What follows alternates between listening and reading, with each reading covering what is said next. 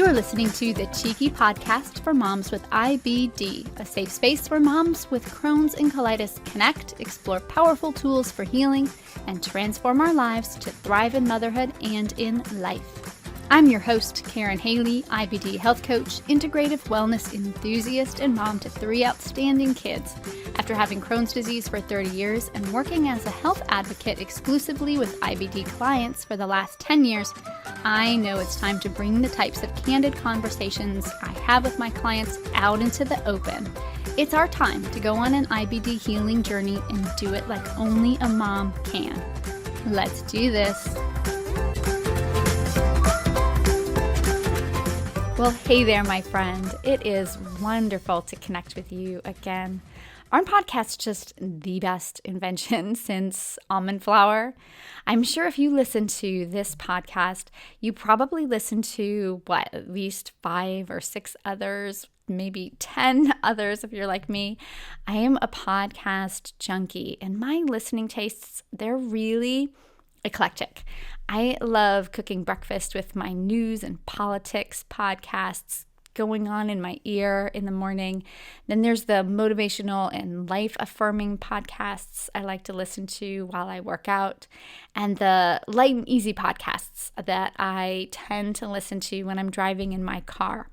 So just the other day, I was driving to my dad's house while smiling and laughing to myself as Amy Poehler was interviewed by Dax Shepard on the Armchair Expert podcast. Maybe you know that one too. I'm sure you remember Amy from SNL and Parks and Rec. She's absolutely hilarious. Amy said something so laugh out loud funny to me, and I thought about sharing it with you as soon as I heard it. And if you're at least 40 like me, you're going to find this particularly funny. So here's what she said. She said, anybody under 30 thinks everybody over 40 is 65. And this was so laugh out loud funny to me because it's exactly what my kids think of me. Like Amy said, stop calling me boomer. Sorry, my sons, I am a Gen Xer all the way. It's so funny how our kids see us, isn't it? To them, we're just young or just old. Wait until they reach parenthood and we get to see their kids give them hell for stuff like this. I'm going to try not to say, I told you so. Anyway, podcasts, to me, they rock, especially during a time when we need connection more than ever. Let's go ahead and connect, shall we? We have a great topic to talk about today. Soup. You might be thinking that I'm being facetious or sarcastic about this being a great topic, but I'm not. I love talking about the power of gut healing soup. What's your relationship with soup? Everybody has one, whether it's positive or negative. It's funny, sometimes I'll work with clients who absolutely love soup. They'll eat it 2 or 3 bowls a day when they're in gut healing mode. And other times I'll hear from a client, no, anything but soup. No soup, please, no soup. I hate soup. So I'm in the love soup category. To me, soup is comfort food. It's memories of my childhood and my mom, her always making us homemade chicken soup when we were sick as kids, and partly because it was the last thing I fed her before she passed away. And I know that might sound morbid to you, but to me, it's comforting. It's comforting knowing that. So soup, it's my past, it's my present, and my crony world, it will always mean healing, soothing, and comfort to me. I like soup so much that I even, and you can feel free to gasp here, I eat it in the summer. Maybe not as much as in the winter, but I would never say ew or ick if I'm offered it in the summer. It still tastes great to me. I like soup no matter what time of year it is. And if you feel that same way about soup, even if you feel that same way just in the winter, you're going to love this episode. We're breaking down how soup can be your best go-to gut repair food. And we'll do this by examining first the 3 components that are must-haves for every bowl of soup if you're using it as a gut soother and a gut healer. Then we'll talk about 2 different methods of making soup, depending on if you're using it for gut repair mode or if you're trying to maintain remission. And lastly, I'll tell you how you can get my recipes for the best tasting gut repair soups that use the very ingredients we're talking about today. And by the way, there's both vegetarian and omnivore soups in the mix, so it will suit everyone's taste buds and everyone's dietary needs. Let's go ahead and start with the 3 components that must be in every bowl you make when it comes to your new gut repair and remission sustaining bestie, soup.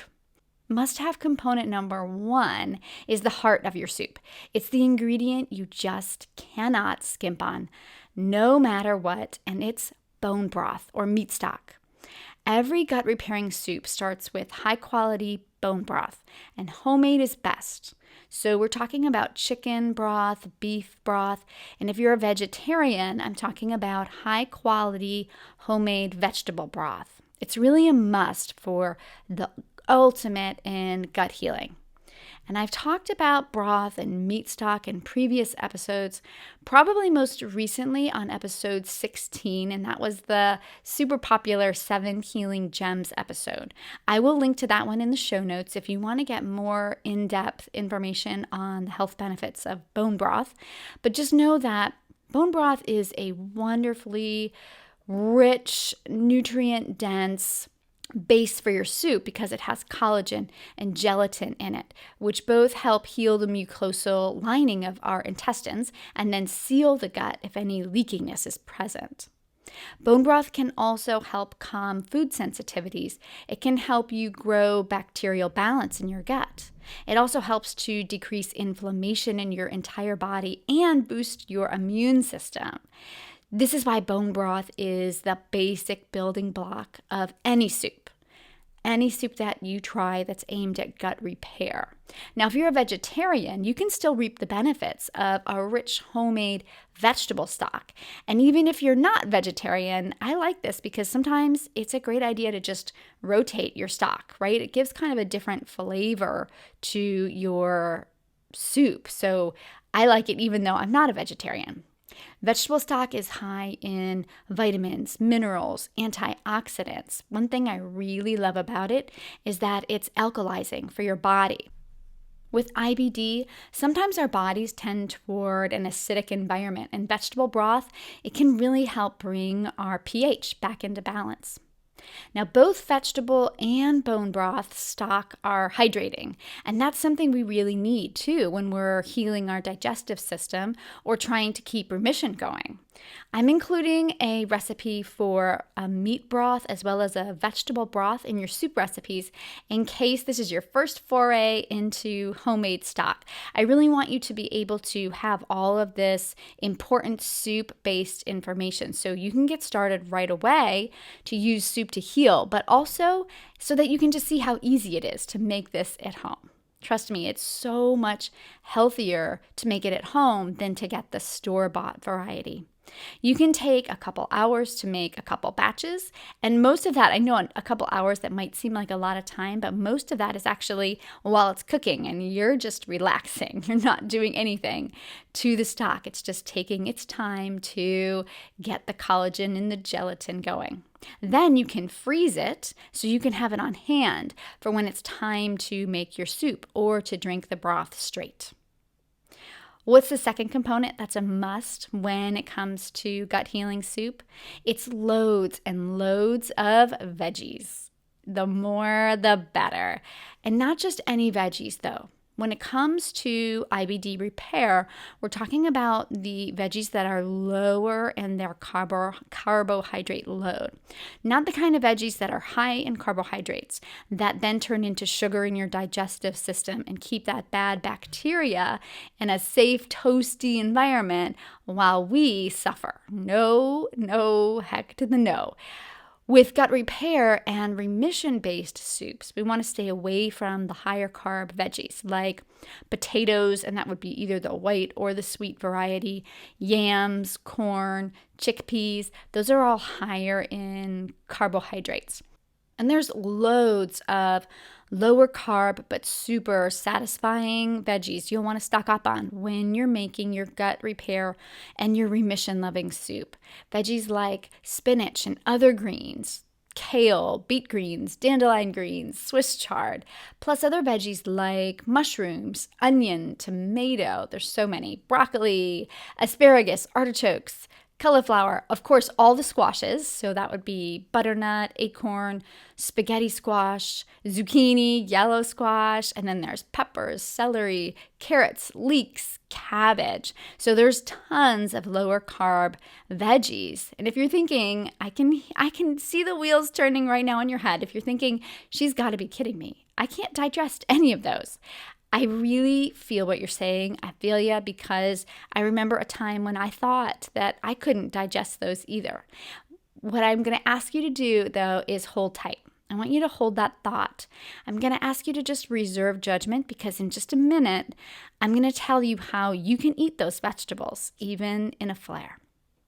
I mentioned that these kinds of vegetables, they're lower in carbohydrates, but they aren't low in nutrients. These kinds of low-carb veggies, they have plenty of vitamin A and vitamin C, fiber, potassium, magnesium, and folate, all of the much-needed nutrients for gut healing and repair.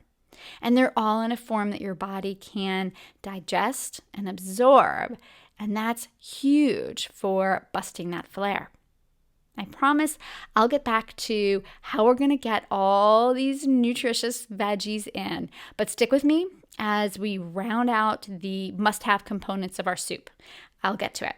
So just to recap, we started out with our must-have soup components with the rich homemade meat or vegetable stock. That was number one. And then we talked about the repair power of vegetables. Lots and lots of veggies. And now we're going to move on to gut repair component number 3, the must-have in your gut healing and remission maintaining soup. That is your herbs and spices. Herbs and spices, they might seem like a way to, enliven your taste buds or make your vegetables tasty. But the cool thing about herbs is that they actually have medicinal and healing properties. So you can add that little flavor flav to your gut healing soup while you make your digestive system happy as well. I can't tell you how much I love it when that happens. Seriously, I'm over here waving my arms. You can't see me, but I'm waving my arms up and down because I love it when that happens, when taste and health meet. I seriously will do anything to keep my gut happy. But when I get to do that and it tastes good on top of it, I'm so in. There's actually 10 herbs and spices I recommend you keep on hand, either as fresh herbs in a pot in your kitchen or maybe from your garden if you're into the fresh herb variety, or in a sacred spot in your kitchen in a small jar if you prefer the dried spice variety. And both are absolutely fine, and my spice cabinet is definitely a sacred and well-used spot. I'm there pretty much for every meal. We all can't have that beautiful herb garden sitting on our windowsill year-round, so it's nice to know that the dried spices are available at your local grocery store too. And by the way, if you're using dried spices, just want to give you one little tip about that. I like to give them a little rub in the palm of my hand before adding to the soup pot.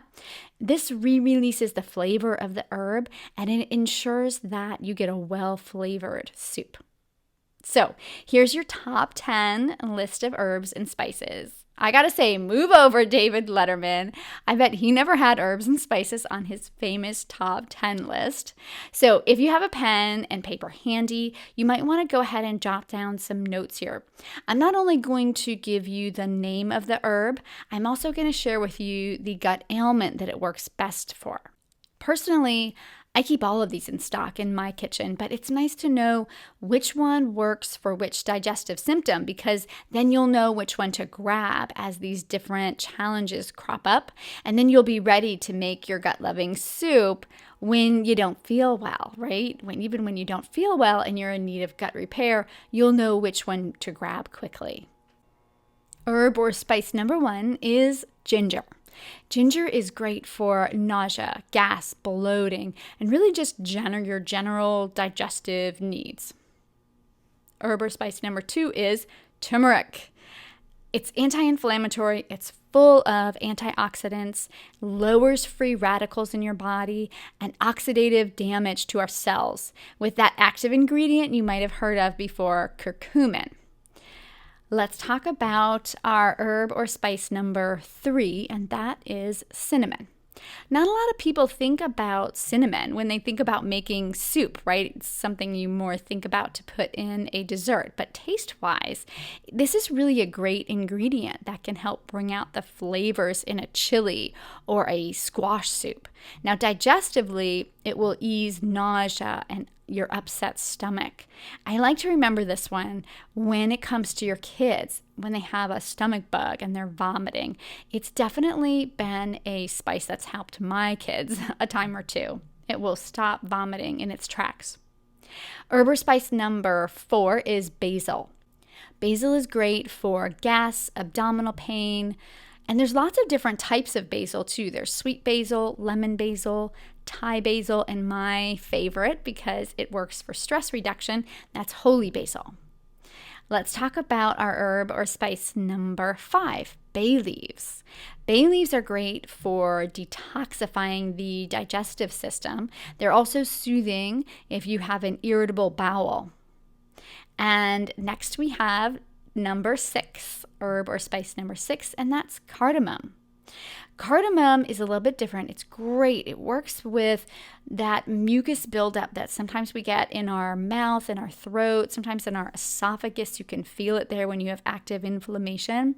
Cardamom is really great for that. It's also great for gas, bloating, heartburn. And I just want to mention a quick side note. I have a couple clients who chew the cardamom pods and they get a lot of relief from their heartburn. So I just wanted to throw that out in case that's an issue for you. It definitely has helped their symptoms, so you might want to try that as well. Let's talk about herb or spice number 7. It's rosemary. Rosemary is fantastically balancing for the bacteria in our gut. Number 8 is cumin. Cumin is awesely anti-inflammatory. And then I want to put herb and spice 9 and 10 together because they have the same benefits. So I'm gonna put those together. And those are thyme and oregano. Both are antibacterial as well as antifungal. 2 issues that we sometimes deal with when we have Crohn's or colitis. So there you have it. There is your top 10 list of herbs and spices. Definitely keep these on hand for your digestive health and making your gut repair soup. Of course, you won't use them all at once. You won't use them all in one soup, but keep them on hand and then rotate them with your different batches of your gut repair goodness, your soup. Just a couple last notes I want to mention about herbs and spices before we move on. When you buy these at the store, try to buy the highest quality you can afford. Organic is best when it comes to herbs and spices. And standalone spices are preferred instead of spices that are in a mix. Spice manufacturers, they might add additional anti-caking agents to the bottles of the mixed spices, and these just do not work well for our sensitive guts. We don't need that, so try and buy your spices standalone and then mix them at home. How are things looking in your kitchen when it comes to herbs? Are you ready? Are you stocked with these spices? Now is the perfect time. Now is the time to go ahead and stock up. Make sure that you have these on hand for your super healing soup recipes. Okay, so far we've talked about the 3 must-have components for any gut healing soup: quality stock, quality veggies, and quality herbs or spices. When we have these 3 things, there isn't a gut healing soup that we can't make. But if you're in a flare-up and you feel like you just can't tolerate some of these vegetables, some of the ones I mentioned earlier, that could be a problem for you. What if your intestines are so inflamed that the idea of anything solid going on in there, it just conjures up an image of a fiery inferno inside your gut?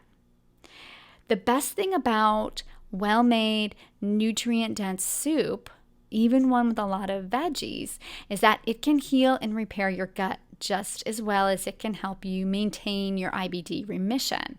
It's really amazing that way. It works for both of those. It's all about putting whatever soup you choose in the best digestible and absorbable form for you and where your gut is in that moment. Let's talk about how to best make the soups in your Soups On recipe booklet if you're in a flare, if you're in flare-up mode.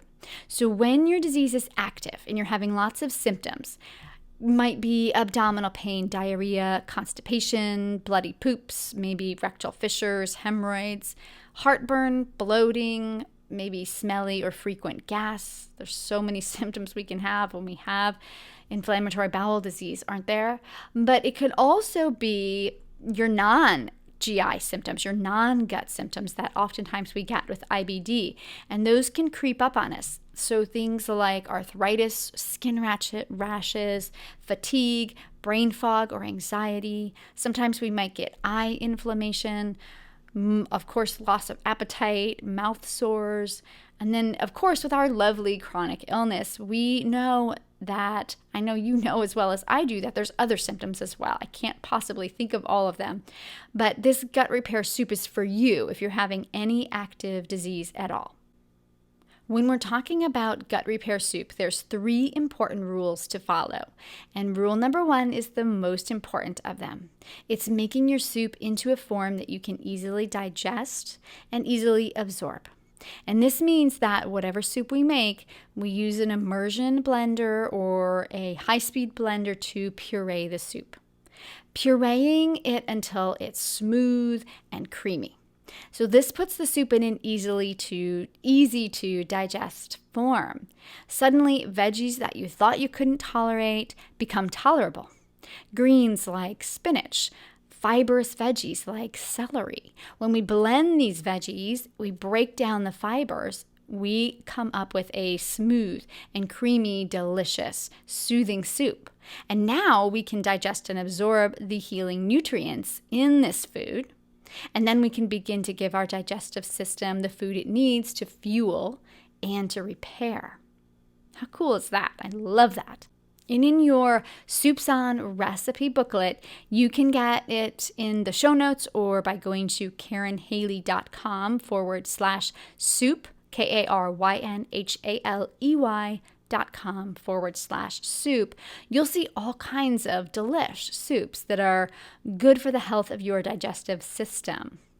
Every single one of the soups in there is either already in a creamy style soup or it's one that you can easily puree. Pretty much any kind of soup I've encountered over the years, I've been able to put it in a smooth or creamy form while still enjoying the richness of the flavors that are there. Vegetable soup, soup with meat in it like bacon, chicken, beef, all of these soups, they can be pureed when you're in the middle of your initial stages of gut healing. If you've never done this before, I know it might seem different, but I've done this myself with each of the soups in your recipe booklet, and trust me, they taste great. All with nutrients and health factors that you need without the difficulty of digesting them. So give your body what it needs to heal with gut repairing, creamy, soothing soup. For gut repair soup rule number 2, I want you to only use ingredients that you tolerate. This might mean scaling back on some of the ingredients, maybe an ingredient or 2 in a recipe for just a short time until enough healing has taken place. Sometimes the reason we don't tolerate a particular food is the form that it's in, like we were just talking about. When our GI tract is inflamed, we need food to be pre-digested or broken down for us to be able to tolerate it. Now, other times, even with ingredients that are pureed in a soup, it might still bother us. Maybe you have a histamine intolerance and it's causing rashes or itchy, flaky skin. You might need to make your broth differently until that kind of reaction calms down for you when enough healing has taken place. Maybe there's an herb that just doesn't agree with you, like maybe garlic. It gives you too much gas because you're dealing with small intestinal bacterial overgrowth right now. Or maybe you're like me and you just have a true food sensitivity to a vegetable like peppers. And it doesn't matter if the peppers are blended or not, you just don't tolerate the pepper because of the skin on it, even if it's blended. So what I want you to do in cases like that, I want you to skip those ingredients that you just definitely don't tolerate. Substitute those with another ingredient. So let's take me, for example, with peppers. I always remove the skin. So it's more like a roasted pepper when I put them in soup, and then I can eat them. For you, it might be an herb you don't tolerate, like rosemary. Maybe you're just really sensitive to that particular herb. I want you to start thinking, is there another herb that I could use? Could I substitute something?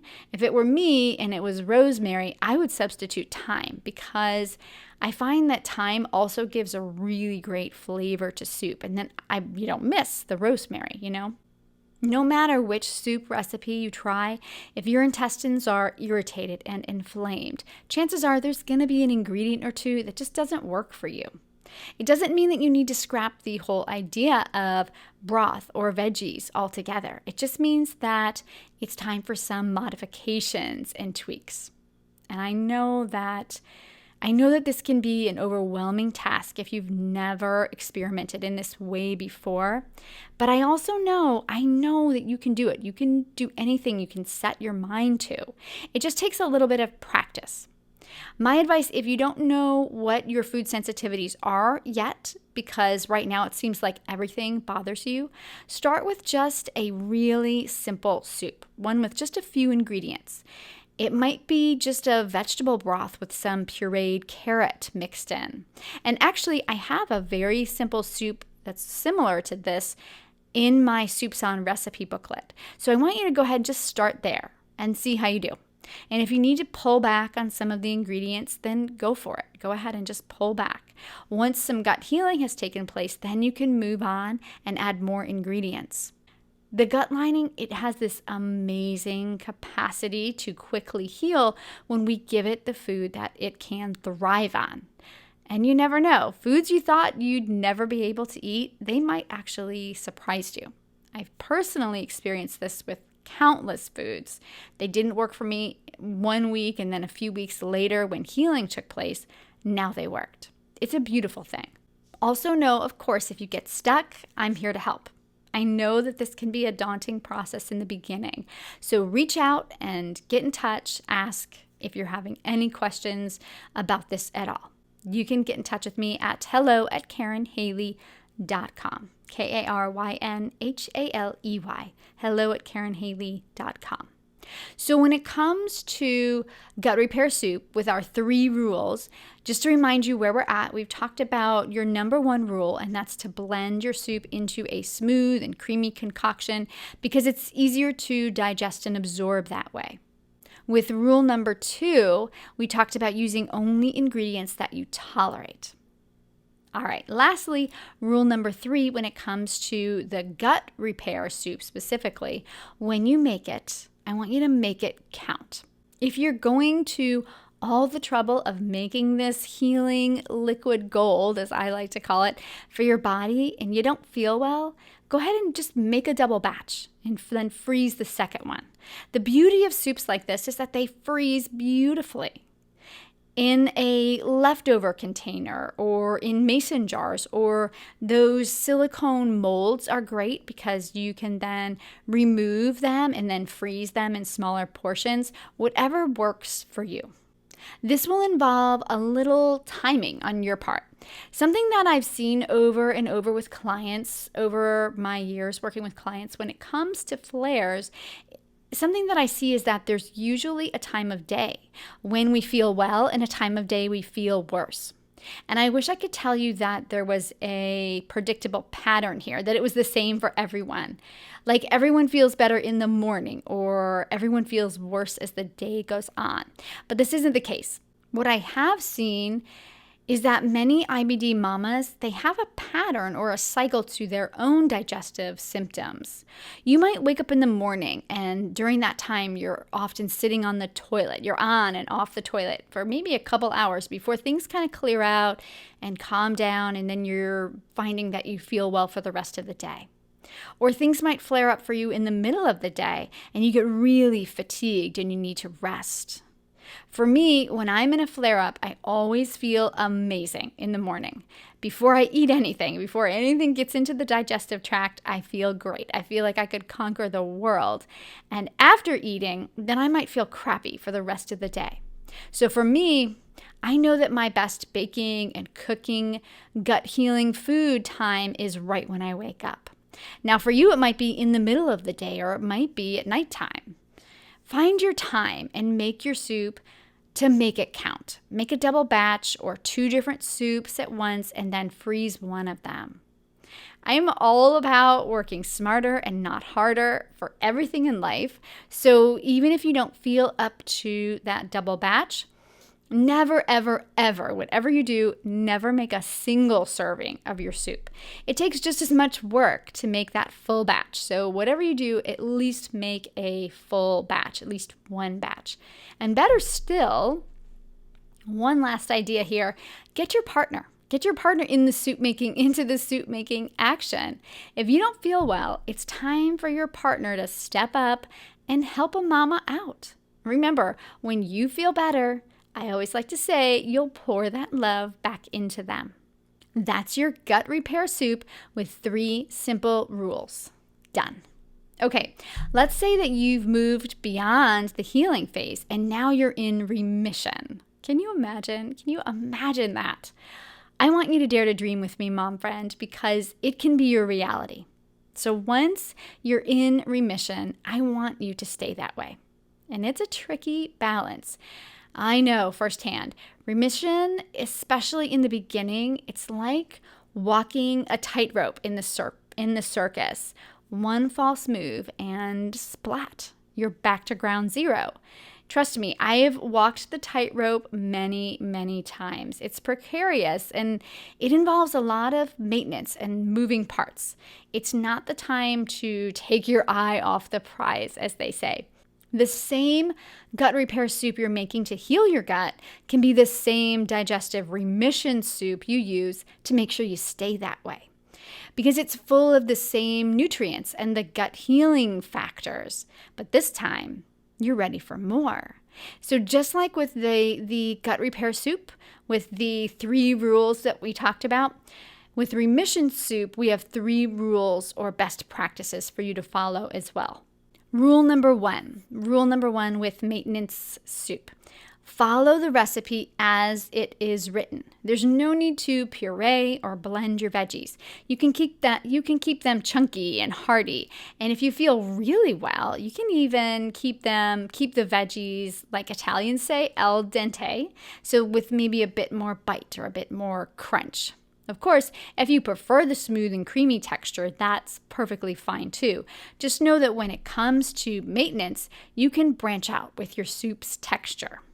Rule number 2, with the remission soup, the maintenance soup. Now that you're tolerating all the broths, the herbs, the spices, and the vegetables, it's time to start branching out with ingredients that maybe didn't work for you before. I want you to be careful not to go overboard here. I'm not talking about adding sugar or pasta noodles to your soup. I'm talking about still keeping it low carb and low sugar to keep that inflammation down and to keep your immune system and your bacterial balance in check. But start experimenting with some of the things that didn't work for you before. Rule number 3, don't get complacent and forget about your maintenance soup. I see this happening all the time. As time goes by and we feel well, we've got kids, we've got responsibilities, we forget about our maintenance. There's lots of work to be done to make sure that we don't flare. And it's easy to forget about these things if you're moving on with life. We forget about those things that actually made your remission possible. So your maintenance soup, it's a huge factor in keeping you feeling healthy. During the early stages of gut repair, during those early stages with the soup, you'll be consuming broth anywhere from 1 to 5 times a day. But once your symptoms resolve, it's okay to then back that up a little bit, but not completely. I still have gut healing soup with the ingredients that we've talked about today. I still have that on a regular basis. It's part of my healthy gut maintenance routine. And during times when I don't feel like myself or I feel there's a flare coming on, I hunker back down. I hunker back down with the gut repair soup, and I eat it in its flare-up version. Although homemade soup, it isn't a cure-all. I want to definitely say that. I'm not saying that that's the soup cure, right? I'm not saying that. Although it's not a cure-all, and there's other healing options that you should definitely be putting in place when you have a flare-up. When you have the gut repairing soup with those quality ingredients we've been talking about today, it can hugely, positively impact your healing journey in such a great way. And when it comes to remission, that's truly the most important time to keep those nutrients coming. For those of us with sensitive guts, the vigilance never stops. Okay, now how are you feeling? Are you ready? Are you ready to start using soup for gut repair or maintenance? Let me help you get started with my Soups On recipe booklet. I think I mentioned it earlier, but you can get my brand new guide right in the show notes. You can click there, or you can get it by going to karynhaley.com/soup. karynhaley.com/soup. This recipe guide, it has vegetarian and omnivore soups in it. It's got 2 different stock recipes, so you can be sure that you have your must-have components all set before you begin. It has several easy-to-make homemade soups that use the gut healing ingredients we've been talking about today. You are going to love it. I really want you to be able to get started on it. So head over to karynhaley.com/soup and it will be yours for free today. Can you tell how much I love talking about soup? I've been waving my hands around this entire episode. I like to talk with my hands when I get excited. I know it's weird, right? I mean, I'm talking about the soup, but the hands, that's probably weird too. Anyway, this episode, it seriously it lit me up. I'm ready to have a great day. No matter where you're at on your IBD healing journey, I really hope that you start using soup to help you heal. It can be truly transformative for you. So happy soup making, my friend. Until we chat again, I'm wishing you a cheeky and healthy IBD journey. Be well. Thank you so much for joining me today and for listening to today's episode. When it comes to IBD, I know there's a lot of resources out there, and I'm truly honored that you chose the Cheeky Podcast to get your IBD information today. If you found this information helpful, please give us a rating and review. It helps other moms find the podcast and see what we're doing over here to help IBD moms everywhere. And if you feel called to do it, share this podcast with an IBD mom who you know could really use an uplifting message today, because that's what we're all about over here at the Cheeky Podcast. One last thing, if you're still with me, and if you are, you're definitely my kind of gal. We have to get to know each other better. If you're tired of living on the hamster wheel of IBD with all the ups and downs between flares and remission, if you're struggling to get control of your abdominal pain, gas, bloating, diarrhea, and other troubling IBD symptoms, go to my website. It's karynhaley.com, and my mom had to be just a little bit different, spell my name with a Y. So it's karynhaley.com, and schedule your very own free 30-minute IBD root cause troubleshooting session with me, where we discuss the challenges you've been having, we set goals to help you move forward, and we talk about how we can work together to help you get your life back. It's a power-packed 30 minutes. You don't have to live in IBD status quo. There's so much that can be done to transform your life so you can thrive in motherhood and thrive with IBD. I've seen my clients walk this path, and it gives me so much joy to take that journey with them.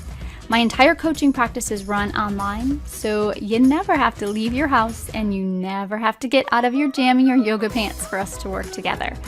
You know I'm wearing them too. If you're ready to take your first amazing step towards healing, I'm ready to chat with you.